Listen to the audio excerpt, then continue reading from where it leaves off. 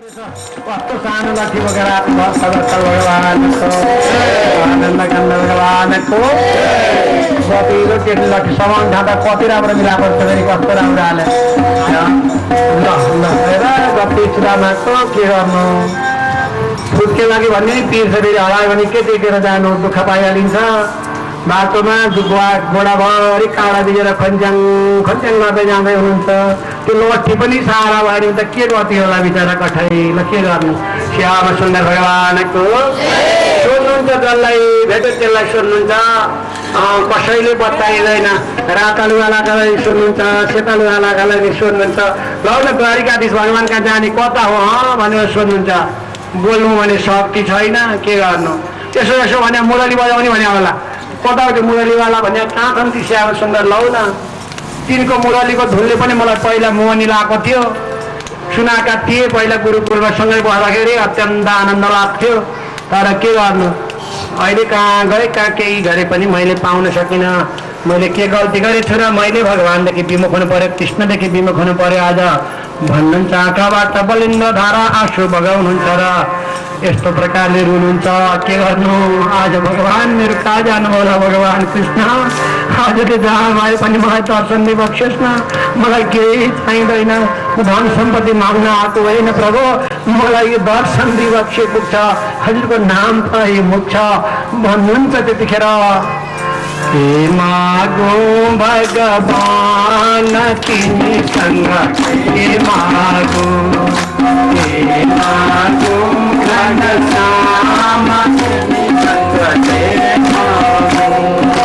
मेरा मोती मागो भन्ने छैन मलाई काम मेरा मोती मागो भन्ने छैन मलाई काम सबैभन्दा काम लाग्ने प्रभु तिम्रो नाम सबैभन्दा काम लाग्ने प्रभु तिम्रो नाम के मागो छैन काम प्रभुसँग के मागो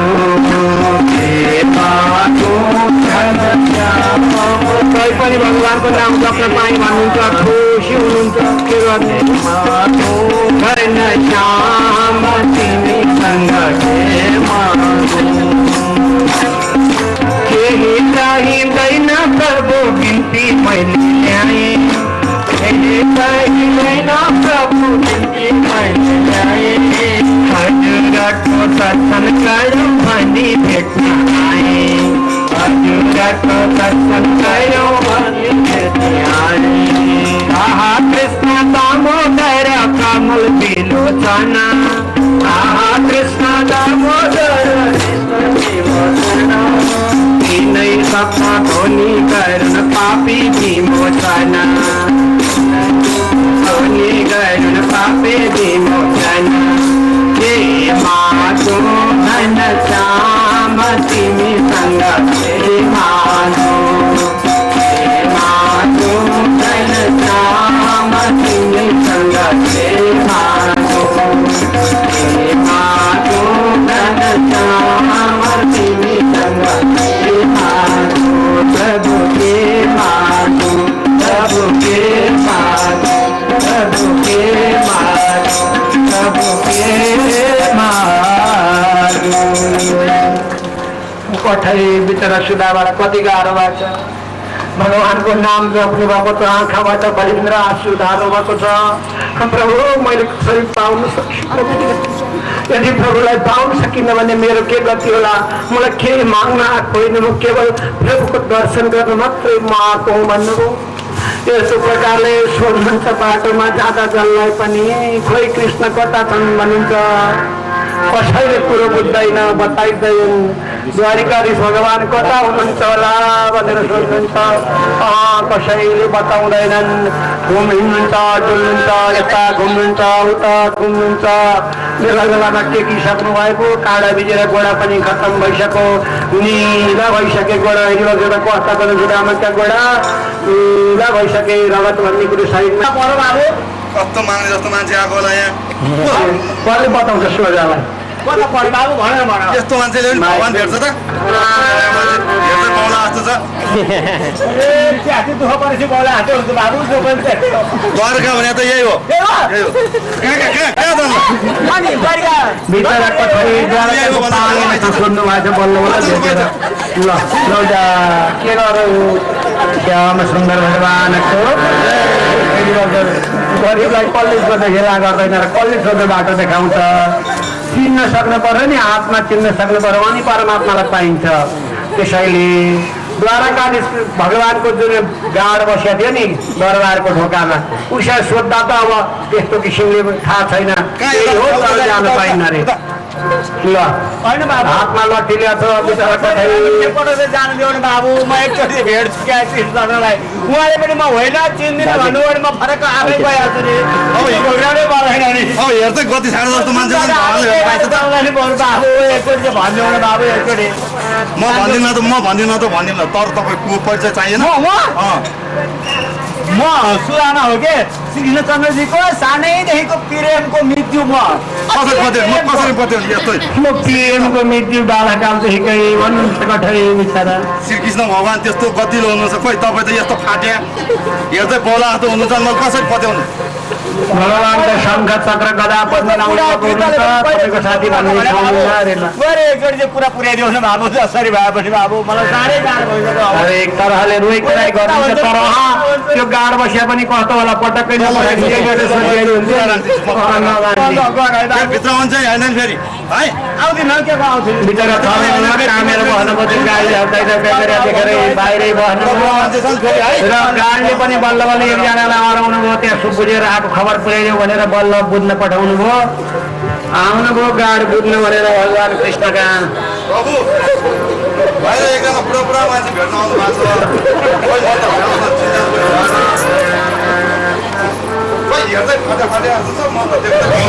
हेर्दा जम्मै लुगा फाट्या छन् रे खबर भनिदिनु नाउँ चाहिँ सुदामा भन्थे भनेर भन्ने खबर ल्याउने ल मेरो मिठो बोलाएर ल्याउनु भएर आज दिनुभयो भगवान कृष्णले भक्तवत्सल भगवानको र त्यो खबर लिएर सुदामा कहाँ फेरि पुर्याइदिनु भयो र त्यति भनिसकेपछि भगवान कृष्ण अत्यन्तै खुसी हुनुभयो मेरो मित्र आउनुभयो मेरो मित्र खुसी अत्यन्तै खुसी भएर म आफै लिन जान्छु भनेर जानुभयो भगवान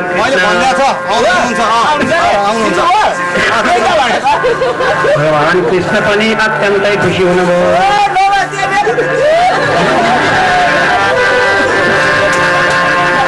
भक्तवत्सल भगवानको कृष्ण र सुदामाको भेट भयो जोरदार ताली बजाएर स्वागत गरौँ सबैजनाले भक्तवत्सल भगवानको कृष्ण सुदामाको भगवान कृष्णले समातेर ल्याउनु भित्र समातेर ल्याउनु भयो बिचरा केही शक्ति छैन बल्ल बल्ल भगवान कृष्णले पनि त्यो दुःख देखेर अत्यन्तै भाव विभोर हुँदै मनमा गाँठो पार्दै ल्याएर आफू बसिरहनु भएको कुर्सीमा ल्याएर राख्नुभयो भक्तवत्सल भगवानको जब भगवान कृष्णले यस्तो प्रकारले भगवान कृष्ण र सुदामाको भेट भयो भगवान के गर्नुभयो त्यतिखेर राख्नुभयो ब्राह्मण आउनुभयो आज हाम्रो दरबारमा भन्नुभयो त्यहाँ त्यत्रो अघिदेखिको कुरो के गर्नु कसो गर्नुभयो अब के गर्नु कसो गर्नुभयो भगवान कृष्णलाई पनि मित्रताको के हो हर्ष हो जतासितै हर्ष लाग्यो लौ कुर्सीमा भर्न जानेले पो भर्न जान्नु अहिलेसम्म भन्ने छैन भगलातै लड्नु भक्तवत्सल भगवानको नजानेर के गति भेटो त के भर्न जान्नु छेउमा बस्यो कि भित्ता बस्यो केही जान्नु भएन भगवान कृष्ण समाइदिनुहुन्छ कठै बिचरा परि पनि जान्नुहुन्न ल बिस्तार बस्यो कि देशमा नबस्यो त्यो पनि थाहा छैन आजसम्म बसेका छैन के जान्नु प्रभु भगवान प्रभु यता भगवानले के गर्नुभयो सुदामालाई आसनमा बल्ल बल्ल यसरी बस्नुपर्छ भनेर समातेर राख्नुभयो। प्रभु राखिसकेपछि प्रभु यता हेरौँ एकचोटि। अब पूजा गर्नुपर्छ ब्राह्मण आउनुभयो मेरो घरमा भनेर पूजा आजा गर्नु लाग्नुभयो सुदामाको। कसले? भगवान कृष्णले। पूजा साधन कति राम्रो ठिक पार्नु गर्छ हाम्रो निम्सिनु बसेका भक्तहरूले। आनन्द कन्द भगवानको भक्तवत्सल भगवानको सुदामाको पूजा गर्नुहुन्छ। 84 व्यञ्जनले बनेका छन् ती सबै बनाएर भोग लगाउनुहुन्छ। सुदामा आउनुभयो आज अतिथि बनेर आउनुभयो। बाल्यकालको मेरो मित्र सखा आज आउनुभयो भन्नुभयो। अत्यन्तै खुसी हुनुभयो र त्यहाँ पुगिसकेपछि सुदामाजी फेरि के भन्नुहुन्छ एकछिन यहाँ पूजा साधन ठिक पारै हुनुहुन्छ। यदि बक्सिस भक्तहरू सबैजनाले भगवान् कृष्णले पूजा गर्नलाई सामान माग्न खोज्दै हुनुहुन्छ। यतातिर भक्सुदामा के भन्नुहुन्छ त्यतिखेर? कृष्ण तिम्रो पुकार गर्छु पुकार गर्छु शरणमा म पर्छु। कृष्ण तिम्रो पुकार गर्छु शरणमा म पर्छु। तिम्रो पुकार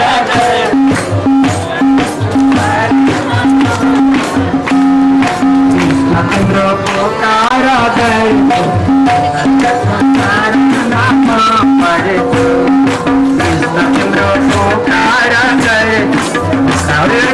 बस्नु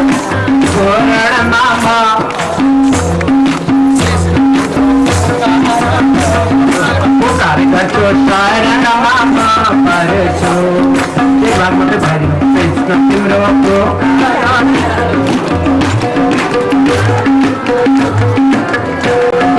कसो गरी भेट्न जाउँ प्रभु कृष्णलाई। कसो गरी भेट्न जाउँ प्रभु कृष्णलाई। नजानु त भने पनि कसो गरी भेट्न जाउँ प्रभु कृष्ण आज। कसो गरी जाउँ त बनाउने भगवान दौडी आउने भगवान दौडी आउने भगवान दौडी आउने भगवान दौडी आउने भगवान। भक्तलाई आपत पर्दा दौडी आउने भगवान भक्तलाई आपत पर्दा दौडी आउने भगवान दौडी आउने भगवान दौडी आउने भगवान जय हो आउने भगवान दौडी आउने भगवान। भक्तवत्सल भगवानको निष्ठा कट्याउनु भयो च्याप्प समाउनु भयो काखमा राख्नुभयो। बदल मागेको थियो ब्रह्माजीसँग जलमा नि नमरौँ थलमा नि नमरौँ बाहिर नि नमरौँ भित्र नि नमरौँ कुनै हतियारले पनि नमरौँ भनेर बदल मागेको थियो। नरसिंह भगवानले हिरण्य कश्यपलाई भक्त उद्धारको लागि च्याप्प समाउनु भयो काखमा राख्नुभयो। आकाश नि भएन पाताल नि भएन भयो त ठ्याक्क काखमा राख्नुभयो। ढुकाको ठेलामा बस्नुभयो बाहिर पनि भित्र पनि भएन होइन। कुनै हतियारले नमरौँ भनेको थियो नि भगवानले आफ्नै नङ्ग्रा निकाल्नुभयो। ठुला ठुला नङ्ग्राद्वारा के गर्नुभयो त्यो छाती चिरिदिनु भयो र हिरण्य कश्यपको प्राणै खिचिदिनु भयो भक्तवत्सल भगवानको। र मुक्ति प्रदानको उतातिर प्रहलादजीलाई साह्रै पिर लाग्यो। प्रभु बिन्ती गर्नु हो आज मेरो कारणले गर्दा त मेरो पिताजीको मृत्यु भएको होइन। तपाईँ दुर्गतिमा त पर्नुहुन्न मेरो पिताजी भन्नुभयो प्रहलादजीले भगवानका समक्ष। भगवानले के भन्नुभयो? बाबु आज तिमी जस्ता भक्त जसको कुलमा जन्मिन्छ भने तिम्रा पिता त मबाट मृत्यु भयो मुक्ति उनले पाए। तिम्रा पिताले मात्रै होइन तिम्रा 21 कुल नै पवित्र हुन्छन् बाबु चिन्ता गर्नु पर्दैन। कति भक्त प्रहलाद हेर्ने बक्सिस त्यस्तो हुन सक्नुपर्छ भनेर बताइदिनु भयो। भक्त जस्तो नायक हुनु पर्यो प्रहलाद जस्तो भक्त बन्नु सक्नु पर्यो भने हामीलाई पनि भगवत भक्ति प्राप्त हुने भयो। यसरी प्रहलादका चरित्रहरू बताउनु भयो। प्रहलादजीले पिताजीले गरेको राज्य चलाउनु भयो। अत्यन्तै कष्टदायक थियो त्यो राज्य। उहाँले आनन्द दिलाउनु भयो राज्यमा सबैलाई र धेरै कुराहरू दिनुभयो भक्ति योगका बारेमा ज्ञान योगका बारेमा वर्णाश्रम धर्मको बारेमा यसैको दिँदै दिँदै जानुभयो र अन्त्यममा गएर उहाँले मोक्ष धर्मको बाटो पनि सबैलाई बताउनु भयो र सप्तम स्कन्धलाई पनि त्यही परिपूर्ण गर्नुभयो भक्तवत्सल भगवानको। जब अष्टम स्कन्ध सुरु भयो र अष्टौं स्कन्धमा गएर बताउनुहुन्छ प्रभु मलाई समुद्र मन्थनको कुरा सुन्न मन छ, समुद्र मन्थनको प्रक्रिया सुन्न मन छ। त्यति मात्रै होइन, मलाई गजेन्द्र ग्राहको कथा पनि सुन्न मन लागेको छ। गजेन्द्रलाई भगवानले उद्धार गर्नुभयो, कसरी गर्नुभयो? गजेन्द्र भनेको हात्ती र कसरी उद्धार गर्नुभयो त भन्दा सुखदेव स्वामी आज्ञा गरे बक्सिन् त राजन हो नि, एकपल्टको कुरा हो। हात्ती गजा भनेको हात्ती, गजेन्द्र भनेको हात्ती, हात्तीलाई एकपल्टको समय कुरा हो। साह्रै तिर्खा लागेछ। कहाँ पानी खान जानु पर्यो भनेर समुद्रमा जाँदा त एउटा ग्राहले च्याप्प पारेर समय हाल्यो। महात्माको शरणमा जानुभयो।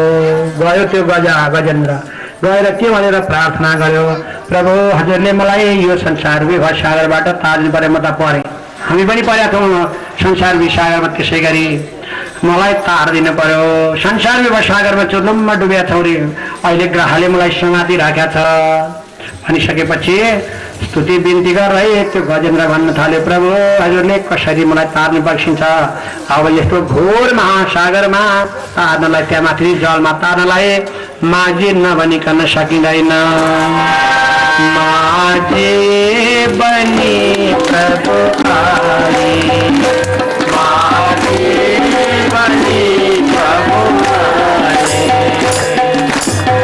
लगत मेरो नाम किनारा, लगत मेरो नाम किनारा, प्रभु को दर्शन पाए। हे प्रभु बनी प्रभु आए, माझी बनी प्रभु आए, शरण कमल मां सिर झुकाई, शरण कमल मां सिर झुकाई, प्रभु मां बिनती चढ़ाई। हे प्रभु मां बिनती चढ़ाई, प्रभु मां बिनती चढ़ाई। हे प्रभु मां बिनती चढ़ाई, माझी बनी प्रभु आए, माझी बनी प्रभु आए। भक्त भगवान नभन्दै त्यो गजेन्द्रको स्तुतिलाई सुनेर आउनुभयो। प्रभु जसरी भए पनि तारी बक्सियोस् भनेर यस्तो प्रकारले बिन्ती गरिसकेपछि भगवानले दया गर्नु भन्दै माझी बनेर आएर त्यो ग्राहलाई के गर्नुभयो? आफ्नो सुदर्शन चक्रद्वारा छेदन गरिदिनु भयो र त्यसलाई वध गरिदिनु भयो। उतातिर गजेन्द्र हात्तीलाई चाहिँ भगवानले उद्धार गर्नुभएको प्रसङ्ग पनि हामीले सुन्यौँ। त्यसै गरी गएर समुद्र मन्थनको प्रक्रिया भएको, समुद्र मन्थन हुन लाग्यो। बलिको प्रसङ्ग ल्याएर पटुवामा भगवानको प्रसङ्ग पनि बताउनु पर्यो। भगवानले अन्त्यमा गएर मत्स्यावतार लिनुभएको प्रसङ्ग बताउनु भयो। सत्यव्रत राजा नहुन भण्डका एउटा माछाको बुरो आयो, था कमण्डलुमा पुरुक बढ्दै बढ्दै गयो कमण्डलु। अलिकति उता बसेन न त रोकी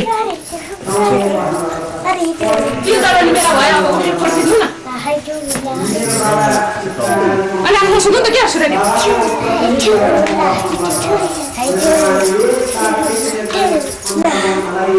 क्या कहाँ छ भन्छु त रेकर्ड भइरहेछ। त्यस्तो प्रकारले उहाँले के गर्नुभयो?